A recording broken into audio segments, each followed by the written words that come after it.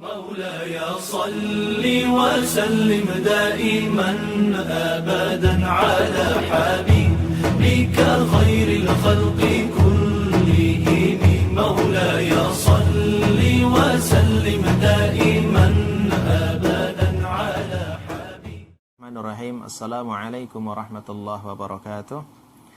Alhamdulillahi rabbil alamin. Wabihi nasta'inu ala umurid dunia waddin wa ala alihi wa sahbihi ajma'in amma ba'd. Alhamdulillah pada kesempatan kali ini kita bisa berjumpa kembali. Insyaallah kita akan melanjutkan tafsir suratul Qalam. Insyaallah kita akan melanjutkan di ayat yang ke-17. Pada pertemuan yang lalu kita sudah menyelesaikan ayat 1 hingga ayat yang ke-16. Yang secara ringkas bahwa Allah Subhanahu wa taala mengingatkan kepada Nabi Muhammad sallallahu alaihi wasallam dan tentunya juga untuk kita semua agar menghindarkan diri kita hal-hal yang akan merusak akidah kita, menghambat dakwah kita serta akan menghalangi kita untuk melakukan kebaikan. Nah, di antara larangan-larangan yang sudah kita bahas ada 8 kemarin ya, mulai dari wala fala tuti'il mukadzibin. Janganlah kalian percaya mengikuti kepada orang-orang pendusta. Mereka-mereka yang mendustakan ayat Allah, mendustakan syariat ini. Lalu juga wala tuti' kulla hallafin mahin, hammazin masya'in bin namim, manna'i lil khairi mu'tadin athim, utullin ba'da dzalika zanim. Larangan-larangan itu adalah larangan yang sifatnya mutlak karena orang pendusta jika kita ikuti maka kita akan mengikuti kedustaannya dan juga kita akan terkena dustanya itu. Nah, ayat 17 ini nanti Allah akan berikan contoh real orang yang mereka adalah pendusta, mereka adalah orang yang selalu banyak bersumpah atas nama Allah Subhanahu wa taala dengan sumpah palsunya tentunya. Yang Allah sebutkan di ayat 17 hingga ayat yang ke-33 ini nanti adalah orang yang mereka itu diberikan kenikmatan oleh Allah Subhanahu wa taala, tapi dengan kenikmatan itu justru mereka kufur, mereka kemudian tidak mengikuti syariat Allah, lalu mereka diingatkan oleh Allah lalu bertaubat dan seterusnya. Kita baca ayat ke-17, a'udzubillahi minasyaitonirrajim. Inna balawnahum kama balawna ashabal jannah idz aqsamu la yasrimunnaha musbihin. Sesungguhnya kami, kata Allah Subhanahu wa taala, balawnahum. Kami telah menguji, kami telah memberikan bala kepada mereka. Mereka itu adalah orang Quraisy.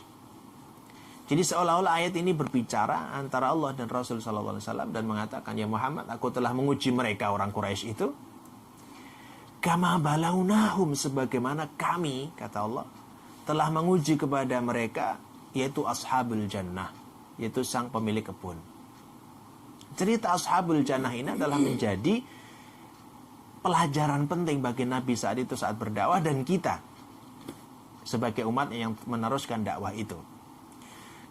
Kapan? Ketika id aqsamu la yasrimunnaha musbihin. Saat mereka bersumpah atas nama Allah Subhanahu wa taala untuk apa? La yasrimunnaha musbihin, bahwa besok pagi pasti akan memanen hasil dari tanaman yang sudah mereka tanam di kebun-kebun mereka.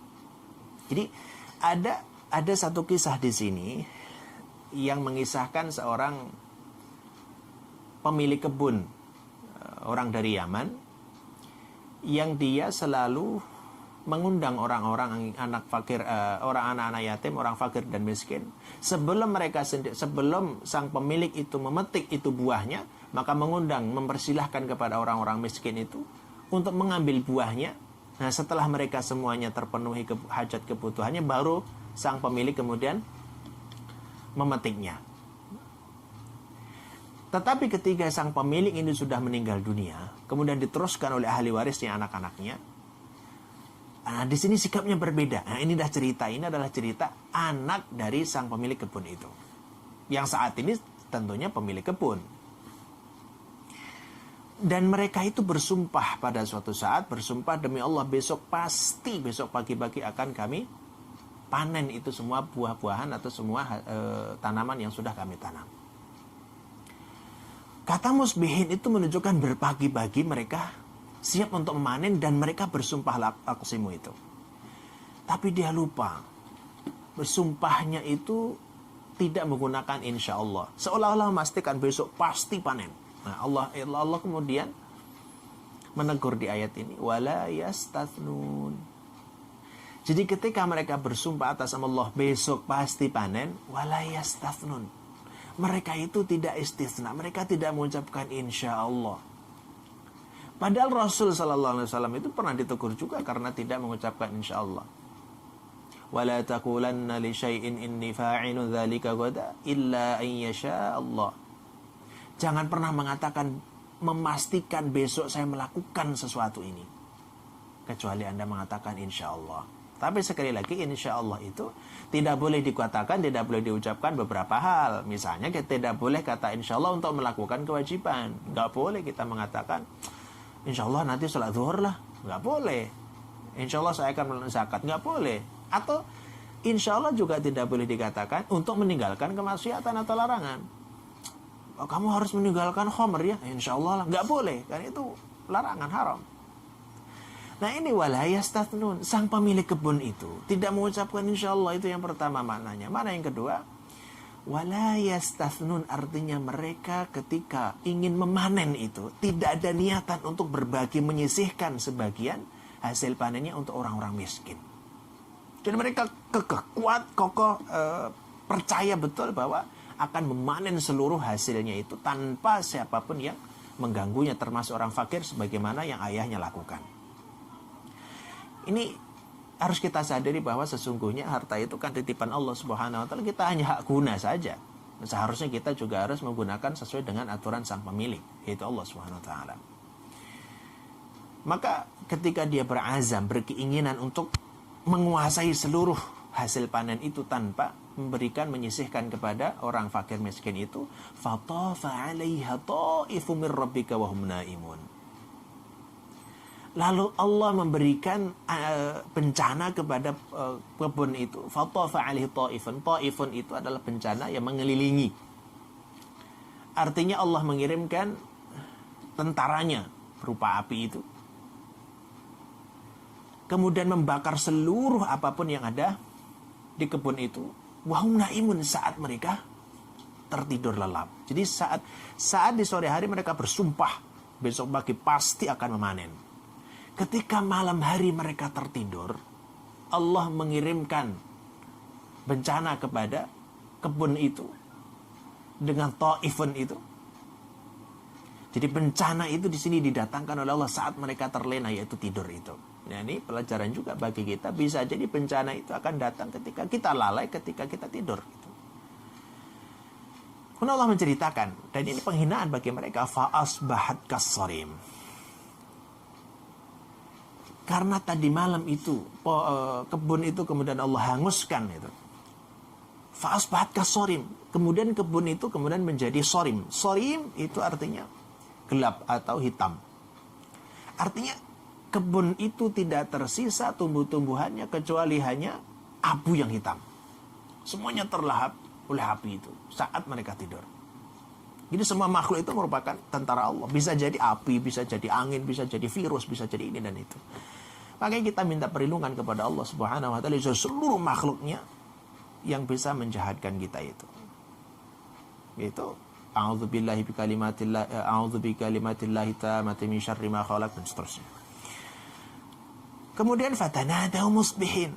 Dan ketika di pagi hari, pagi-pagi buta, asbahat, musbihin itu artinya pagi yang cahaya belum terang. Karena kalau sudah terang namanya duha. Sebelum ada cahaya dinamakan sahur. Berpagi-pagi fatanadaw, mereka saling memanggil. Fatanadaw artinya saling membangunkan, saling memanggil dengan berbisik-bisik itu agar tidak didengar oleh siapapun. Dan redaksi fatanadaw itu adalah banyak, jamak. Artinya mereka melakukan kejahatan gak sendirian. Mereka ada timnya. Dan ini penting ketika sebuah kejahatan yang dilakukan dengan tim yang sangat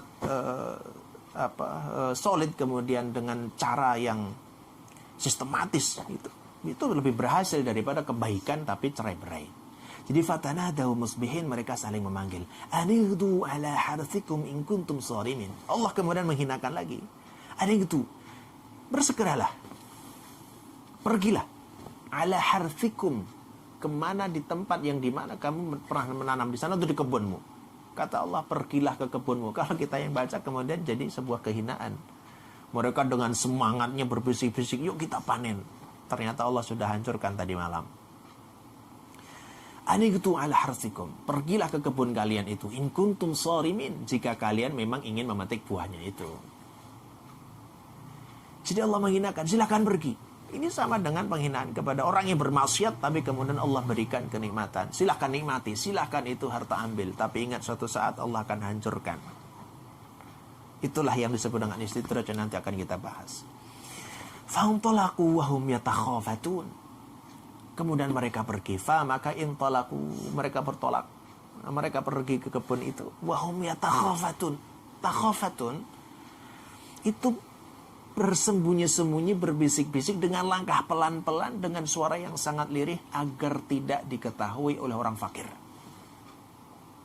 Fa'untalaku wahum yatakhafatun, terus mengendap-endap. Agar apa? Mereka itu sebenarnya ada kekhawatiran kalau diketahui orang-orang fakir miskin itu, kemudian dia akan mengurangi jatah dia. Dia menganggap seperti itu. Yang kedua juga ada pelajaran penting. Mereka ketika melakukan sebuah kejahatan, kejahatannya adalah tidak memberikan kepada orang fakir itu, mereka bersembunyi-sembunyi. Ini juga menandakan bahwa setiap kejahatan itu dilakukan dengan sembunyi, artinya tidak suka diketahui oleh orang. Alla yadkhulannahal yawma 'alaikum miskin. Kenapa yatakhafatun? Alla yadkhulannahal, agar tidak ada satu pun orang miskin. Maka redaksi di situ adalah miskinun, itu tunggal. Agar tidak ada satu orang pun miskin yang masuk ke kebun kita. Itu kata mereka. Jadi alla yadkhulannahal yawma 'alaikum, agar tidak masuk kepada kalian satu pun orang miskin, kata salah satu di antara mereka.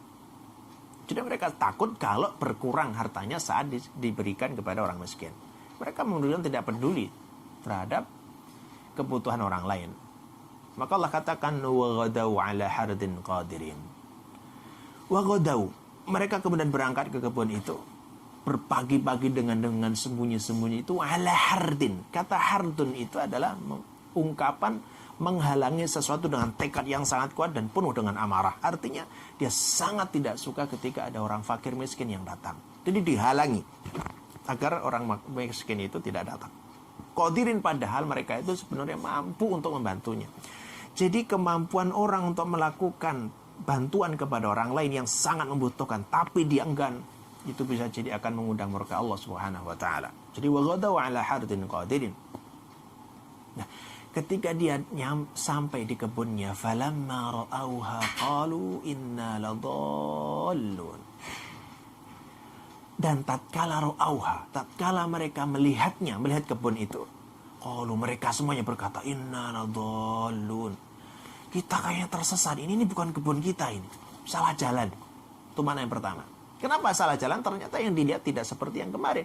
Kemarin dia lihat kebunnya masih rindang, masih ranum buahnya dan masih siap panen. Tapi kenapa pagi ini kemudian hilang semuanya, tinggal debu? Mereka mengatakan kita salah, ini bukan kebun kita. Mana yang kedua?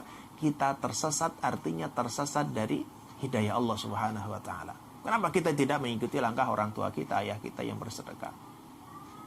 Jadi ternyata kekikiran itu juga akan menggiring pelakunya pelan-pelan kepada kesesatan, adhal.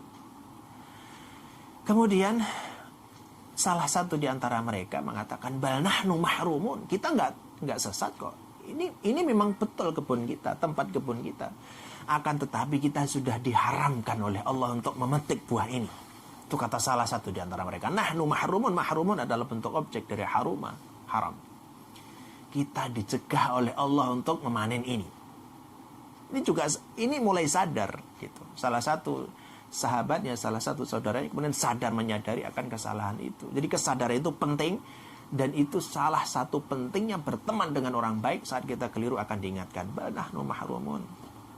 Maka salah satu di antara mereka mengatakan, qala awsatuhum alam aqul lakum laula tusabbihun.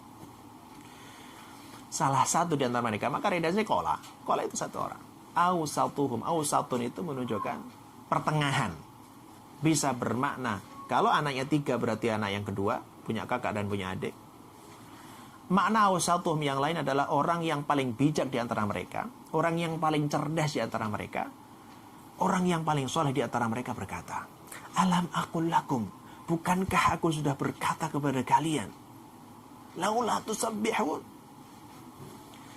hendaklah kalian itu selalu bertasbih kepada Allah. Ini juga hubungannya sangat erat antara nanti bersabar atas musibah dengan bertasbih, bersyukur dengan bertasbih. Tasbih artinya adalah menghilangkan segala semua sifat buruk Allah Subhanahu wa taala. Jadi yang ada di kepala kita, ada di hati kita, Allah adalah baik. Kalau Allah baik, tidak mungkin memberikan sesuatu keburukan kepada kita. Kalaupun buruk, hanya menurut versi kita. Kalau orang sudah bertasbih, gampang untuk bersyukur. Karena itu dari Allah Subhanahu wa taala. Kalaupun ada musibah, kita gampang bersabar karena kita adalah menganggap ini dari Allah. Pasti baik, Allah gak mungkin memberikan sesuatu keburukan. Itu tasbih. Maka diingatkan, laula tusabbihun, kenapa kalian gak bertasbih mensucikan Allah? Gak mungkin menzalimi kita. Jadi setiap kenikmatan itu adalah menyadarkan diri kepada sang pemilik kenikmatan, yaitu Allah Subhanahu wa taala. Kemudian setelah diingatkan oleh salah satu saudaranya tadi, qalu, mereka semua berkata, subhana rabbina inna kunna zalimin. Kemudian mereka bertasbih, subhanallah, rabbana ya Rabb kami, inna kunna, sesungguhnya kami sekarang ini zalimin, termasuk orang-orang yang zalim. Ya Allah, ampuni saya, ya Allah, saya telah menzalimi diri kami sendiri. Ini penting untuk istighfar, penting untuk diampuni dosa kita adalah pertama kali kita harus mengakui kesalahan kita. Maka ingat doanya, rabbana zalamna anfusana, ya Allah, kami sudah menzalimi diri kami sendiri. Fa illam taghfir lana, jika engkau belum tidak mengampuni kami, maka lanakunanna minal khasirin, kami akan termasuk orang-orang yang rugi. Jadi sebelum istighfar, maka lakukanlah penyadaran akan kesalahan, baru kita istighfar akan mudah. Faqbala ba'dhum 'ala ba'dhin yatalawamun, kemudian mereka saling bertemu, saling faqbal itu saling berucap. Nah, saling berhadapan antara satu dengan yang lain di antara saudara itu, ya talawam, mereka saling mencela. Inilah bentuk kejahatan. Orang yang melakukan kejahatan selalu sembunyi tangan, kemudian mencari kambing hitam untuk mempertanggungjawabkan kejahatan itu. Sama mereka mengatakan, ini gara-gara kamu ini gara-gara kamu nggak boleh orang miskin datang. Semuanya menyalahkan. Itu masuk ya talawamun. Itu gambaran orang yang berdosa saling menuduh dan saling menyalahkan orang lain. Tapi kemudian mereka kesadar. Qalu ya wailana inna kunna taghin. Setelah disadarkan, kemudian mereka mencaci, kemudian itu menyadarkan kepada masing-masing. Mereka justru sebaliknya nanti. Mereka semua mengatakan, ya wailana, alangkah celakanya kami. Wail itu adalah ungkapan kesedihan, ungkapan kekecewaan yang mendalam. Alangkah sedihnya saya, alangkah celakanya kami. Inna, sesungguhnya kami minat kunna taghin, kami telah taghin, telah melampaui batas. Kenapa melampaui batas? Dia melampaui batas dari kewajarannya. Seharusnya berbagi tapi nggak berbagi, seharusnya bersedekah tidak bersedekah, seharusnya bertasbih tapi nggak bertasbih. Semuanya adalah itu taghin. Jadi segala macam pelanggaran syariat bisa dikatakan taghin, karena itu merupakan kemaksiatan. Jadi maksiat adalah ketika ada orang yang meninggalkan perintah dan melakukan larangan. Semuanya maksiat dan semuanya bisa taghin. Nah, setelah pengakuan, setelah istighfar, baru dia minta kepada Allah, asa rabbuna, semoga Rabbuna, Rabb kami, Allah Subhanahu wa taala, an yubdilana, menggantikan untuk kami khairan minha, yang lebih baik daripada daripada kebun yang dihancurkan oleh Allah itu. Jadi ini ada berdoa adalah akui dulu dosa-dosanya, istighfar dulu, tasbih dulu, baru minta kebaikan kepada Allah. Kita terkadang doa itu tidak pakai adab, langsung minta ini dan itu sebelum kita mengakui dosa kita. Inna ila rabbina raghibun, sesungguhnya hanya kepada kami, sesungguhnya ila rabbina, hanya kepada Rabb kami saja kami itu berharap. Ya Allah, ya Rabb, sesungguhnya kami ini hanya punya harapan kepada Engkau semata, ya Allah. Jadi harapan ini juga penting ditumbuhkan seluruhnya kepada kekuasaan Allah Subhanahu wa taala. Jadi asa rabbuna, minta sesuatu kebaikan setelah kita istighfar, setelah kita mengakui kesalahan, setelah kita bertasbih kepada Allah Subhanahu wa taala. Jadi taubat ini tidak hanya diampuni dosa-dosanya, juga akan diberikan kebaikan-kebaikan yang lebih banyak lagi. Kemudian Allah katakan, kadzalikal adzab. Jadi inilah azab dari Allah Subhanahu wa taala. Kalau kebun yang rusak itu merupakan azab, bagaimana ketika ada orang yang dikena musibah lebih besar dari itu? Itu tentunya azab. Tapi Allah ingatkan, kadzalikal azab. Itulah azab dari Allah. Wala adzabul akhirati, tapi ingat, azab akhirat itu akbar. Itu jauh lebih berat dan lebih besar. Lau kanu ya'lamun, sekiranya seandainya mereka itu mengetahui. Ashab jannah atau pemilik kebun ini memberikan pesan yang sangat mendalam bagi kita.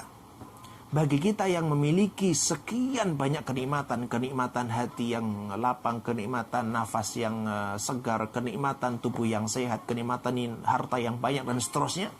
Kalau itu kita tidak gunakan untuk beribadah kepada Allah Subhanahu wa taala, justru menjauhkan orang itu dari Allah Subhanahu wa taala, bisa jadi itu merupakan azab yang Allah berikan.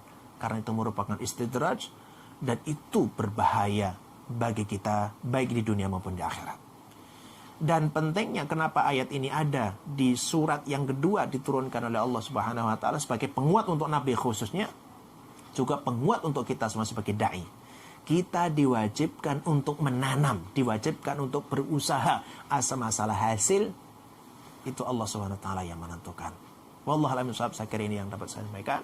Semoga bermanfaat. Hadanallahu wa iyyakum. Subhanakallahumma bihamdika asyhadu an la ilaha illa anta astaghfiruka wa atubu ilaik. Assalamualaikum warahmatullahi wabarakatuh.